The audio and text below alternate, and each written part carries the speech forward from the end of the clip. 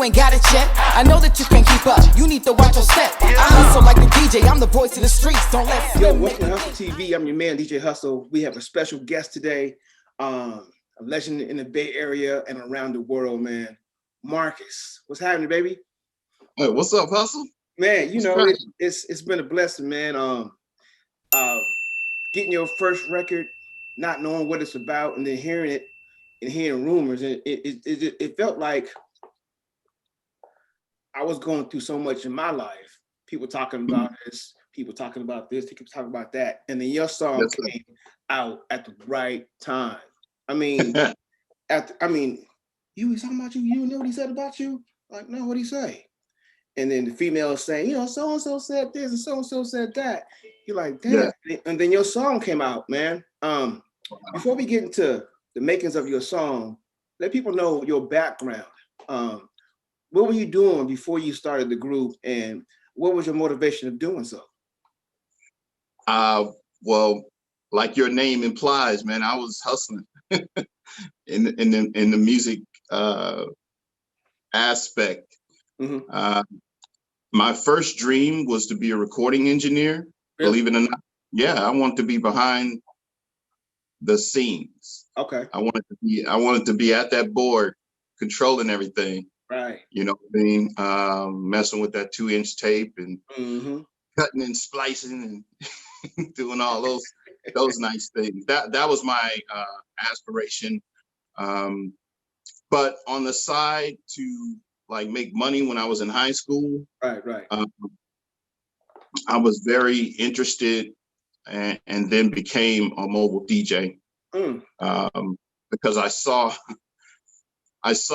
other mobile DJs at my high school, right, and going to those dances, and I saw the power, you know, to command people to get on the dance floor, and everything that came with that, man, girls, money, having a crew, you know. So I'm like, man, if I'm a DJ, I'm gonna have a crew, so ain't nobody gonna stick me up for my records and my equipment. You know what I'm saying? Right. I'm gonna have some partners with me, and you know, then I'll be controlling the crowd. I'll be on the mic, and whenever I say go, you know, if I say hey ho, you know, whatever, you know, call and response.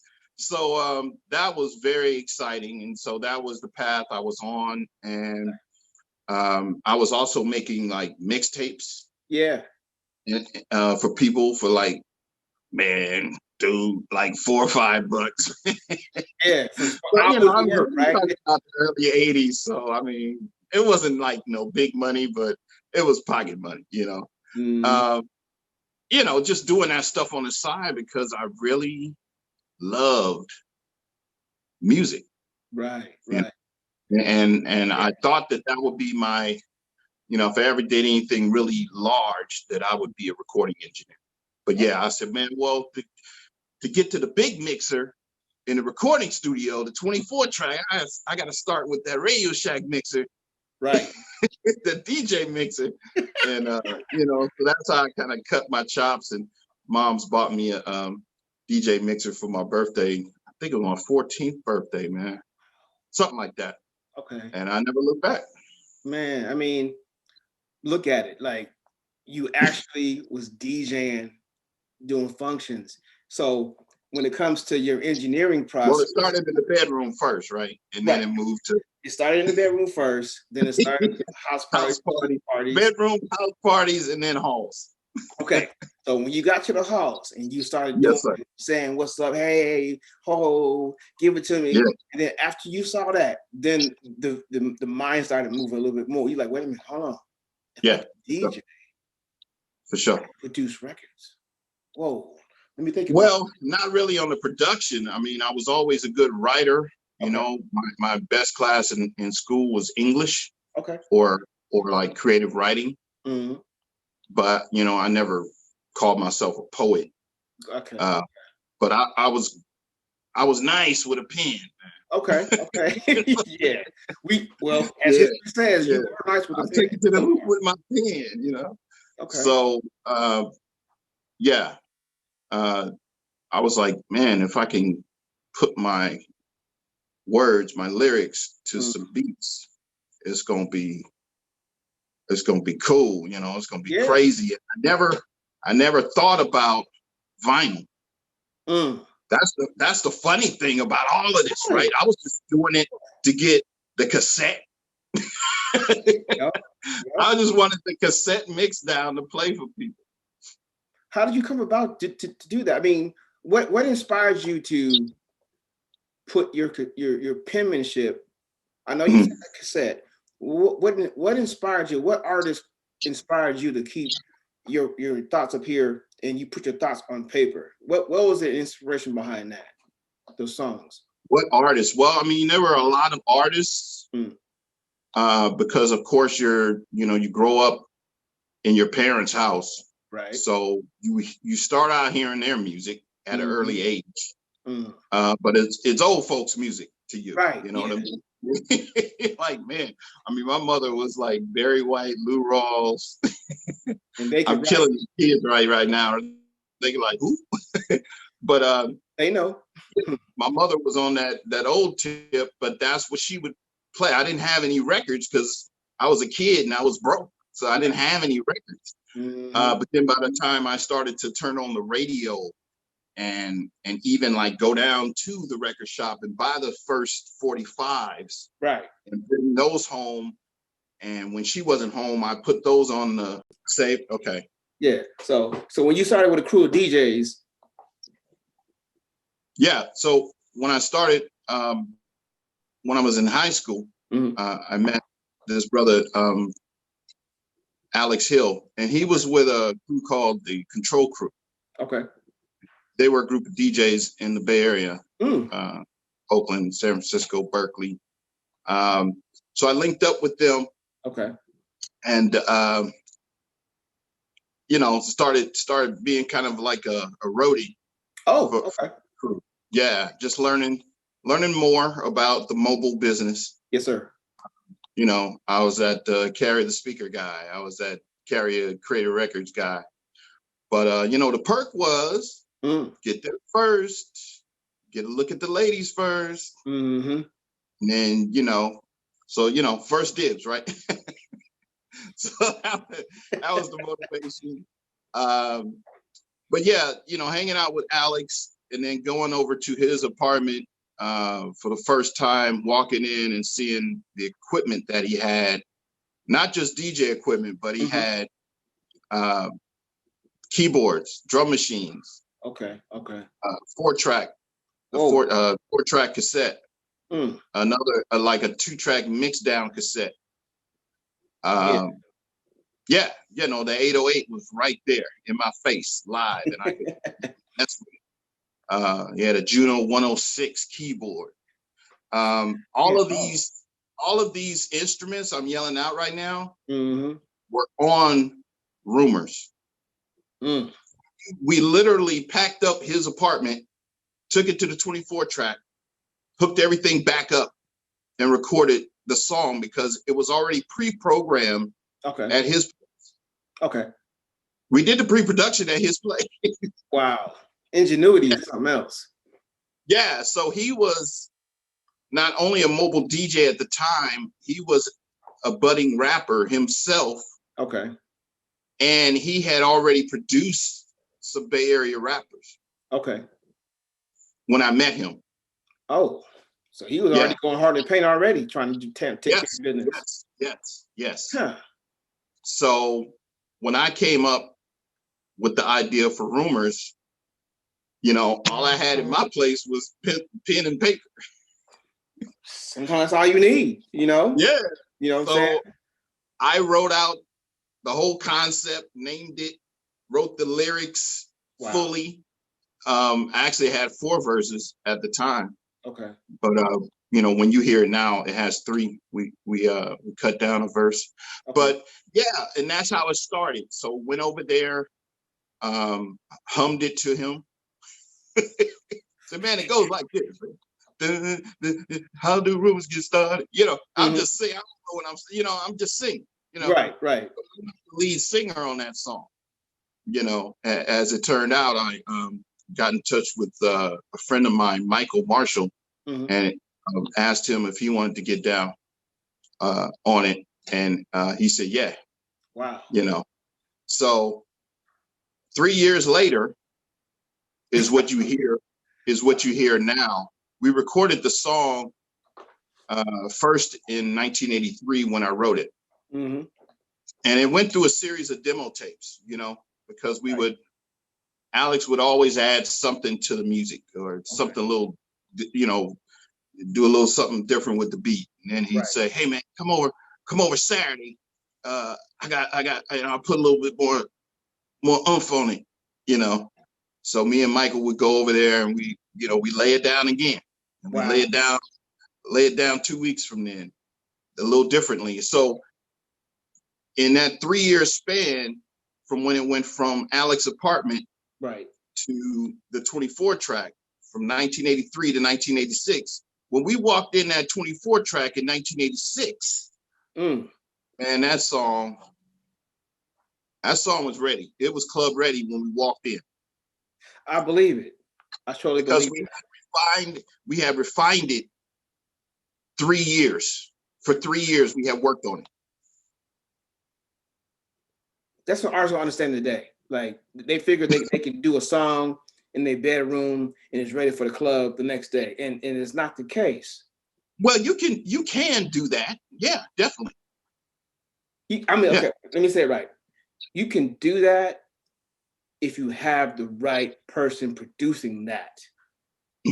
Is what I'm saying.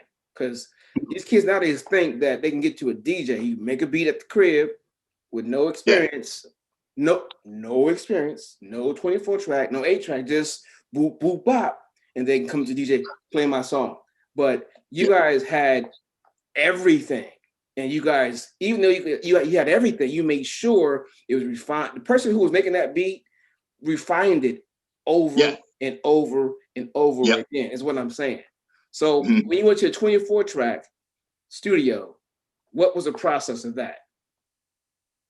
Oh, well, that was a trip because, you know, we weren't used to working that long on that song. Wow. Okay. We come in and knock it out and we out of there. So the initial recording session was something crazy.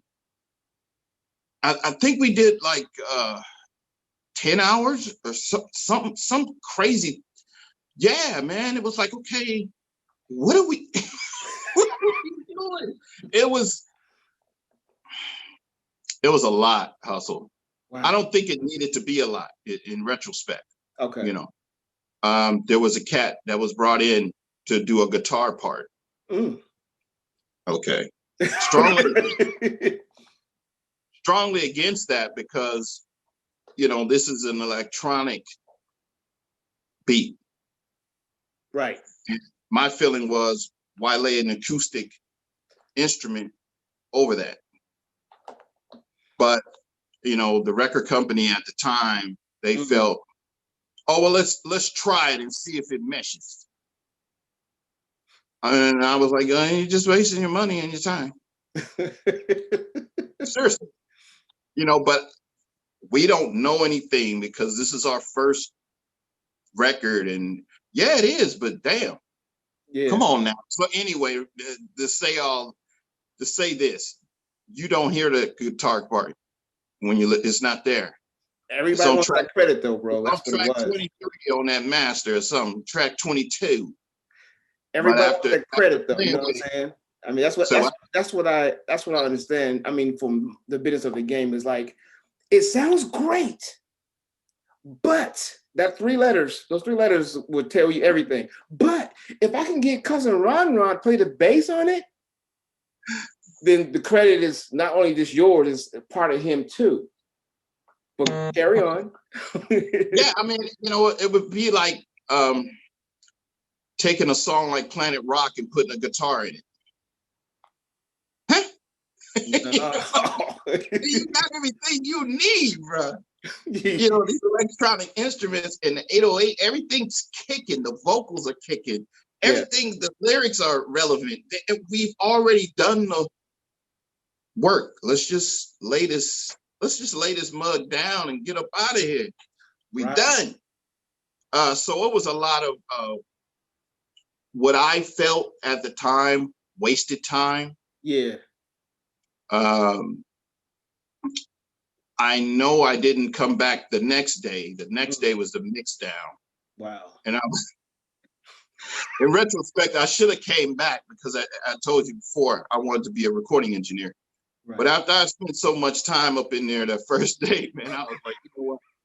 I'm good. Plus, I had a cold. Oh. I remember that. It was January 3rd, 1986. And I had the flu or something. Okay. And they'd asked me to sing on the track. Like a background vocal, because I'm not the lead singer, but said, well, on the back end of the song where it goes, stop spreading those rumors around, stop spreading the lies. I said, yeah, we want to double that up. I said, well, just double it with Michael, man. I'm no good. So anyway, I'm on there. I'm on the track. They said, well, let's try it. So we got in there, and that's 3 years of experience, right, coming together, even though I'm sick. So the problem, the first time we went through, we did like a little run through, right, and they said, "Oh my God, that's it, go, take it." So the engineer ran the tape back and hit record, and that's what you hear. I'm a little out of key, but yeah, I'm not prominent voice on the back end of the song, But yeah, I'm the songwriter, man. I never saw myself as a lead vocalist, so that's where Michael came in. So basically, the recipe for that song was two mobile DJs. Two mobile DJs and a gospel singer. Wow. And you had the biggest song down there in the country. Tell me this. Thank you. Tell me this. When you first heard it on the radio, what was your thought? When you first, or maybe somebody called you and told you first. I'm not sure how it worked out. But when you first heard it, where were you and how did you feel about it?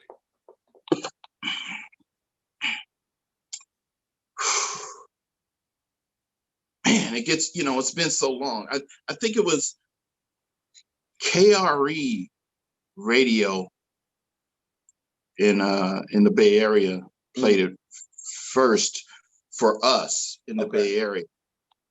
And I have to strike. Well, okay, there's two firsts for me. Okay. When it was a demo tape, we were able to get it on college radio. Okay. The demo tape, the cassette. Yeah. We actually knew we had something. And so we went up to UC Berkeley, had a radio station, KALX. Okay. And so the DJ up there played it. He would play it every Sunday on his show. He had a weekly show, and he would play it every Sunday. Got you. But you can't buy it. So, because it's a cassette. It's not on the stores. So that was a first. And so to answer your question, I was elated. That's something from the top of my dome, as the rappers say. Yeah. Now on the airway.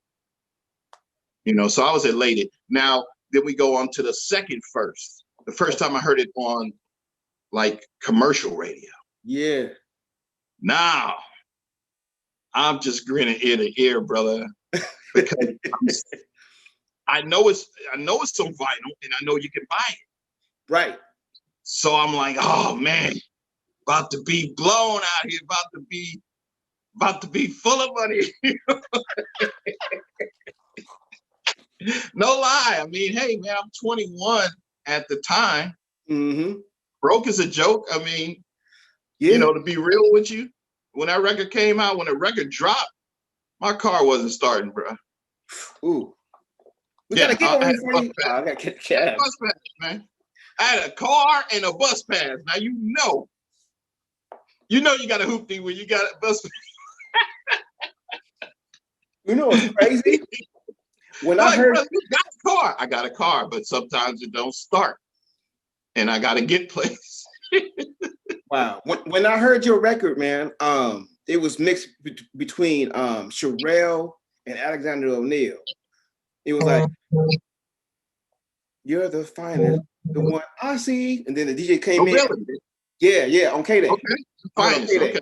It was on K-Day. It was like it was the mixtape.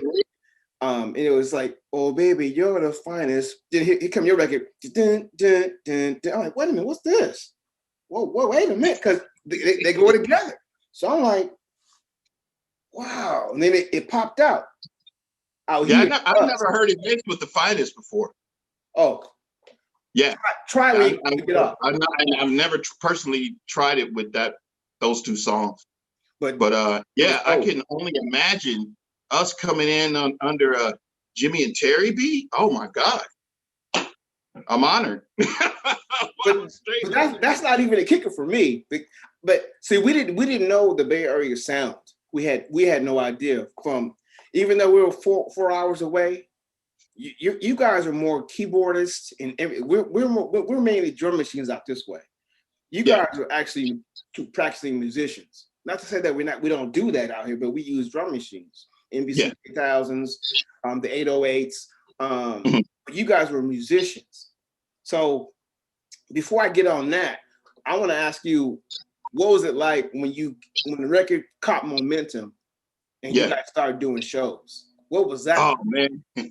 Well, that was crazy, because it all happened so fast. Yeah. We went from, I'm going to tell you about that year. So 1986, right? Right. January 3rd, we step into the recording studio, the 24 track, and we drop Rumors. January 3rd and January 4th, those 2 days. January 3rd, we record it. January 4th, we mix it. And then from that January date, very early January, right? Might as well say New Year's Day, right? January 3rd, until late April, almost May, somewhere in there. Nothing. Crickets. Really? So you're just sitting at home. We're being told by the record company, oh, yo, everything, we work in a record across the country, and go buy this magazine and you'll see it. So go buy the magazine. It's called Records and Radio. I actually see it. Oh, it's charting in Texas, but I can't hear it in the Bay Area. So it doesn't mean anything to me. It's just text in a magazine. Yeah. And then it hit, bro. It hit the Bay Area. And then I'm like, uh-oh. Because we haven't been practicing. The lead singer is going to school in San Luis Obispo. So we got to pull him out of college. Damn. Bruh, come home. Stop studying and come home. My boy had to come from Tuskegee Institute to be the road manager. We got another few guys in the mix. And then we just crafted a show because we got a call from Russell Simmons. Hey, y'all, record's blowing up. We want you to open up for Run DMC. Oh. Just like that. Whoa, what? Can we ramp up to this? You just go throw us? Yep. You want the job or not? Yes, sir. Yes, we do. Yes, we do. Okay, be in Albuquerque in 2 weeks. What was that like, bro? Were you stressed out then? Stress, bro. Stress. Okay. Beyond stress. Butterflies. Ain't even got there yet. But here's the thing. We don't have a tour bus. They didn't send us any tickets. They sent us the address. So we had to go to the Oakland airport and rent a van, or these big stretch cargo vans, and physically drive from Oakland to Albuquerque, I think was the first show. Yeah. And so we showed up in a van, you know. I know you didn't forget nothing. Nah. Everything was straight. But here's the kicker. So we show up on this rap tour with these instruments, and the techs are looking at us like, what the hell? Where's your turntable? Right. Like, what turntable? We ain't got no turntable. And like, oh, damn. So they kind of pissed because they got to plug in all these inputs. Right. They used the 2 mics and a turntable. Oh, damn. Yeah. Because we rocking with LL Cool J, Run DMC, Houdini, and the Beastie Boys. All of those acts have about the same setup. Nobody has keyboards but us. That was dope, man. That was so tell me how you guys did. I mean, after the Butterflies kind of flooded away a little bit, when you guys performed in front of that crowd, what was it like? What was your feeling then? Well, you know, the first few shows, like maybe the first 5 dates. I mean, I remember being nervous as hell, man. I mean, I never saw that many people. You know, I've been in my living room singing this song. I mean, that's where we rehearsed in my apartment in the living room before we went out. You know, and if we did, I think we did some Bay Area shows before we did that tour, but probably maximum 100 people in the house. And then you look out there and you got thousands. Boy, I'm like, but I did have some training in high school. I did a play. Okay. And my drama teacher said, if you're feeling nervous, just look at the back of the wall. They won't know that you're not looking at them. Just find a spot on the wall and look at the wall. So that's what I was doing to like manage my nervousness. But it was a trip. I mean, the lights, you know, the lights are on you. Yeah. The crowd is screaming. They know the whole song, so they chanting it with you. And it's a little, I don't say a little overwhelming. It's very overwhelming to go from, you know, from 100 people to thousands. Yeah, that was a trip. That's dope. So when was your aha moment? When you're out there chatting, I mean, doing your songs and crowd is going at it with you. When was the whole crew's like, we did this? When was that? When did that moment come? Oh, you know, I'm gonna have to say when we got back to the house, when we rocked Oakland Coliseum for the first time. Yeah. Yeah, man, oh my God. Man, you know, coming back to your hometown and just being the shit. Yeah. Nobody can tell you nothing. That helps. I mean, you just feel, I don't know, man. I felt like 100 feet tall that day. I'm like, I own this motherfucker, man. I own Oakland right now. They can't tell me nothing. I'm bigger than all these groups because I'm from here. I was born here, raised here. I went to school here. And now I'm on the stage that I've been paying. I've been paying all these years to see shows at the Oakland Coliseum, and now I'm on stage. Wow. That's the best thing in the world. For me, I don't speak to everybody else, but that was that moment that I was like, I'm a monster. I'm an absolute monster out here, boy. You can't tell your boy nothing. You can't tell me nothing. Like Denzel, King Kong didn't have nothing. Yes, sir. Yes, sir. That's the. I mean, you had your hands producing damn near everybody out of Oakland. You know, I was doing my research on you for years. Talk about to the fans out there who love your music and the new fans that you're going to pick up from this interview, tell them who you produced and who you written for. Well, you know, I won't say produce because I'll say influence. Okay. Let's just go there. That's fair. You know, I think the group that's closely, you know, and sometimes mixed up as us is Club Nouveau. True that. Yeah. So, where we at? Oh yeah, here's the gold right here. Ooh. And that's the platinum. Okay. So, you know, that first album they dropped was 3 of our songs were on there. We thought it was you. Huh? We all thought it was you. I mean, in some essence, it kind of was. Look, man, music politics. I'm not. We could do a whole day on music politics, right? Right. Yeah. Long story short, our demo tape was. Long story short, we were produced. Rumors was produced by Foster and McElroy, okay, who were 2 members of Club Nouveau. Now, Club Nouveau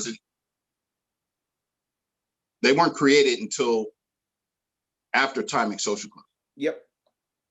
So our demo tape was with them. They had it. So they started crafting the song called Jealousy. And if you listen to Jealousy, it sounds exactly like Rumors. It sounds dead on it. Not exactly. It sounds even dead the on context, even the context of it, you know what I mean? The subject matter. Yeah. Rumors, Jealousy. So that appears on their album. Right. That was the lead single, right? Mm-hmm. So that was to take momentum. We gave the steam. They wrote a song like ours. Yeah. Yeah. And a lot of groups did that back in the day. They would, you know, a lot of people were emulating Prince. A lot of people were emulating Rick James. You know, you had a lot of them. So, okay. But then, you know, Why You Treat Me So Bad? So that was our song. That was written. We had a song on our album called Thinking About You. And myself and Michael wrote that one. Actually, I wrote that about Michael's ex-girlfriend. That he wanted to get back with her. Okay. That's the whole context of that song. But so now you got two of the Timex Social Club songs being rewritten for Club Nouveau. So anyway, man, that I can't say I produced. Okay. But I definitely influenced that group. And then there were, over the years, people have just sampled the hell out of Rumors and Thinking About You. Yeah. You got Master P, you got Tupac. Bobby now. Roaches? Oh yeah. Bobby Jimmy definitely influenced. That's a parody, and which I find really funny. And I've actually met him. We did a show with him. Yeah, we did one show with Bobby Jimmy and the Critters. That was hilarious. But what was I going to tell you about? I got 5 on it. The Loonies. Yeah. Yeah. So that's funny. So, like I said before, Thinking About You is the base, and then comes Why You Treat Me So Bad. Wow. So Michael sang on Thinking About You because that's about his ex-girlfriend, right? So that's his vocals off the Timex Social Club album. The Loonies went and got Michael to sing on the hook. I got 5 on it. When you listen, that's Michael from Timex Social Club singing that hook. Wow. But it's laid over the track from Club Nouveau, Why You Treat Me So Bad, which is directly copied from Thinking About You. So it is heavily Timex infused. But like if you were cooking a meal and you wanted some spices, you'd be like, hand me that Timex off the shelf, man. Right? I mean, we're gonna marinate this in the Timex overnight to get a real sauce. Give me that rub for the meat. Give me the rub for the meat. And when we cook it and serve it up, it's gonna be the bomb because it's got that Timex in. Y'all ain't gonna know, but it's got that. But wait. The publishing though, the publishing and the writing, that comes right back to you. Don't get me started. So you know about bad contracts. I think TLC broke it down with when Left Eye went bad at one time, and she said we broke, even though Waterfalls is international. You don't remember that? Wow. Yeah, it was backstage at the Grammys. I'm not sure which year. Somebody asked them, they had just received some award. They had just come off stage. Somebody asked them how they feel and about all their success and everything. She looked at the other two girls and she went back. She basically told them what they was broke. Wow. We So I say all that to say, man, the publishing, we didn't know we were supposed to get any of that. So it was a bad contract. Gotcha. And bad contracts are rampant in the music business. Prince had a bad contract. Michael Jackson had a bad contract. I mean, come on. Not James Brown, because he owned everything, but Little Richard been very vocal when he was alive about his. I don't think that brother was even making 1 penny per record. So yeah, no points, no publishing. The only thing we did lock down was our writer's percentage. So yeah. But you know, you can't miss what you never had. So no. But okay. Yeah. What keeps you motivated? So brothers out there, sisters out there, when you're writing, please retain your publishing as well as your writers. That's very important. Say that one more time, please. Say it one more time. Please get your writers and it doesn't stop at writers, and get your publishing. Okay, it's coming from double OG Marcus T. Get your publishing, man. What keeps you motivated to write music and or DJ? What's the motivation now? I mean, I know what it was before, but now it's different. You're wiser, you're smarter. Yeah, definitely wiser and smarter, older, all of that. I love music, always have. I mean, it is my drug. You know what I mean? You know, you can catch me humming something. I got a song in my head every day. I don't say every minute of the day, but you know, when other people smoke cigarettes, smoke weed, drink, whatever. I need music. So whether it's smooth jazz, I'm chilling out. Whether it's 80s, 70s flavor, whatever, I'm going nostalgia. Yeah. Whether it's some of the new artists today, that I'm playing, I have to have music in my life daily to function.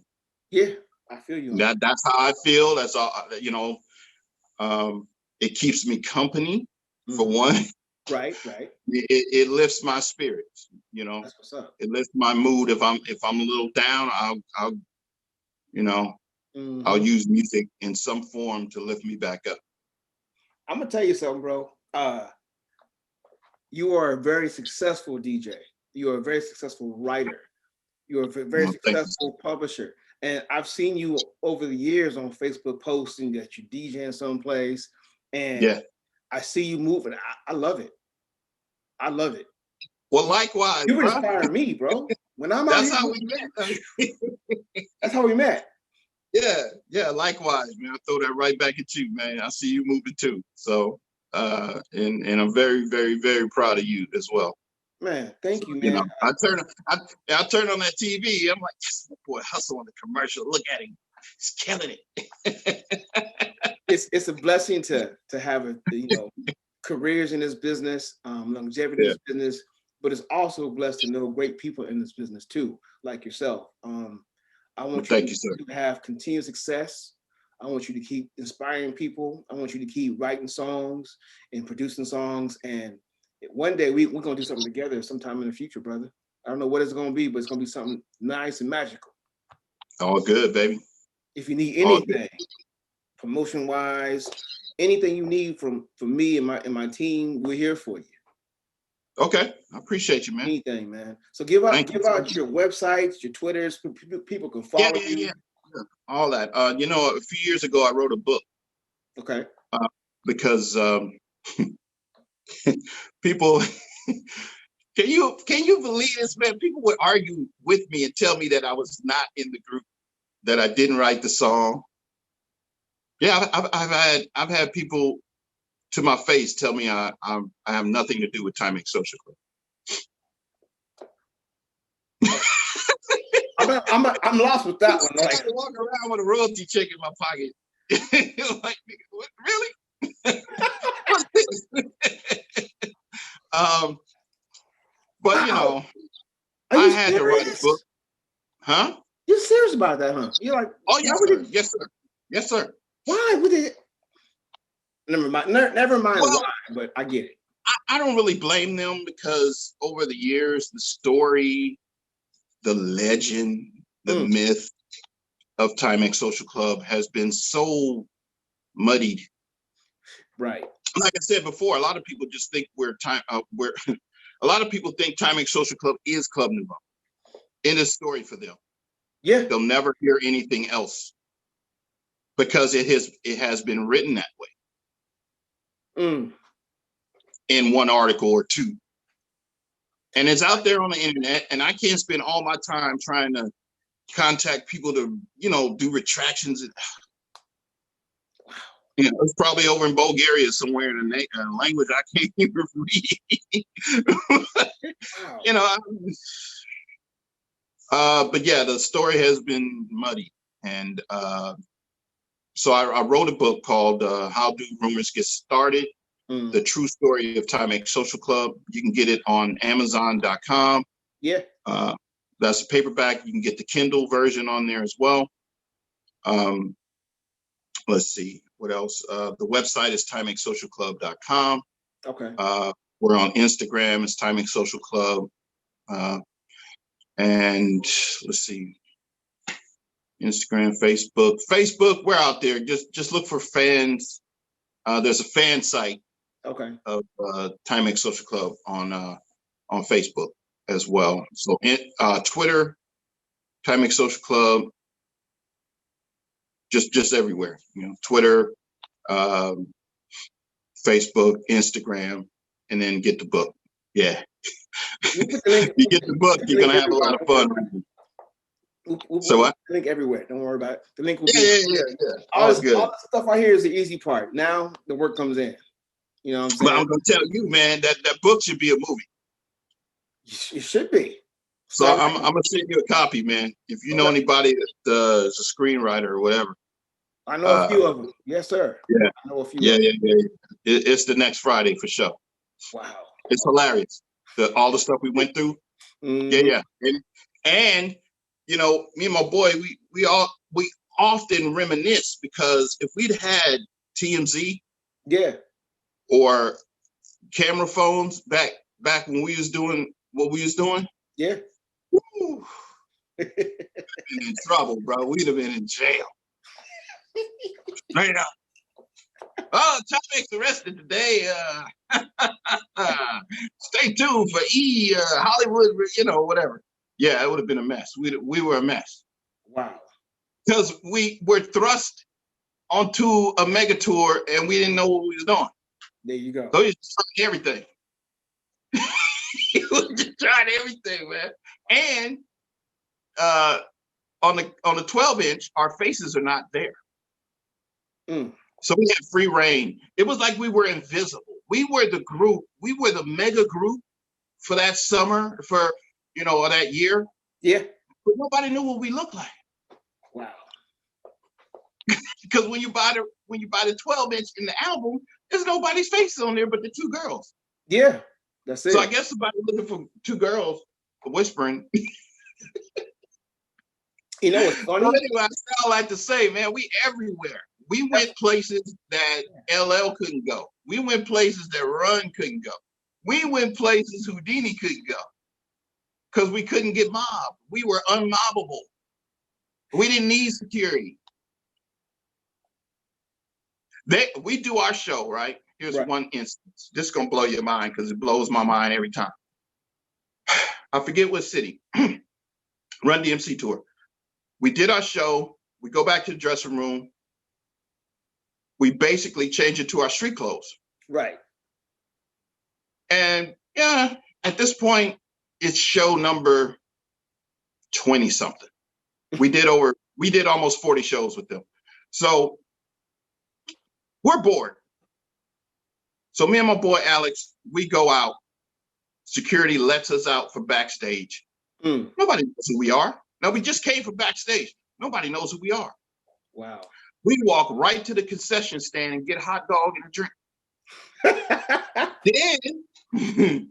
Then we walk around and go into, like, have a seat and watch the show from the vantage point of an audience member. Wow. So now we just kicking it, man. We sitting right beside some people, right behind some people. And we're watching the Beasties and LL and them. And these two girls are in front of us. Mm-hmm.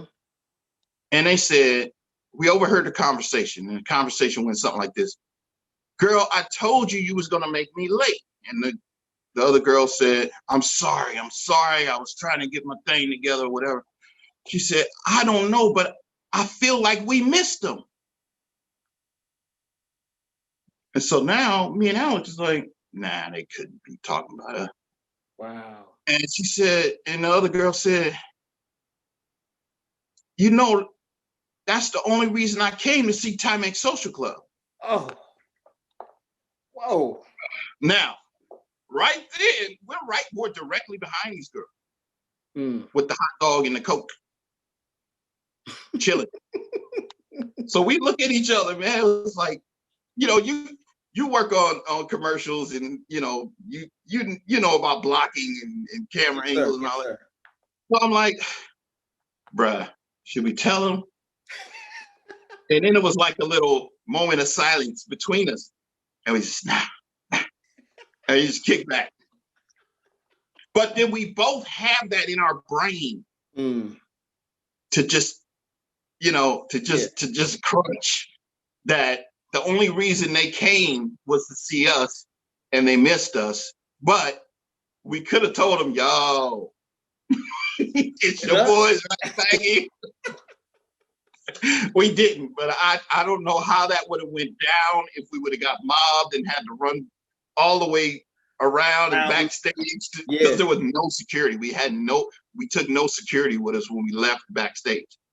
Wow. So I think that for our safety, we just didn't say anything. Smart. But yeah, I mean, it's stuff like that in the book. Okay. That will, you know, that will just make the reader laugh. It's little things like that, and you know. So it's sex, drugs, and rap and roll. I love that. Sex, drugs, rap and roll. That's what's up. Yeah. So is it in stores too, or is it just on Amazon? It's just on Amazon. Okay. But you know, I mean, I'm pretty sure you can get it at the other book retailers as well. So you got the, you know, did you do the Kindle publishing thing, or? Yes, sir. Stuff? Dope. There's a cheaper version. And then electronic version. There it is right there. It is right there. Yeah. Market. Yeah, I think it's under $5. Yeah. Yeah, that's dope. So everybody who's watching this interview, man, this is the legendary Marcus Thompson. You know what I mean? Yeah. Timex Social Club. You know what I mean? Sir. It is what it is, brother. Thank you so much for your time, bro. I appreciate you. Hey, man, I appreciate you too, man. You are the one, man. I appreciate you, man. We'll talk real soon, brother. All right, man. Keep hustling. Thank you, sir. Yes, I will. Thank you so much, man. I appreciate you, brother. Hustle, man. Hustle.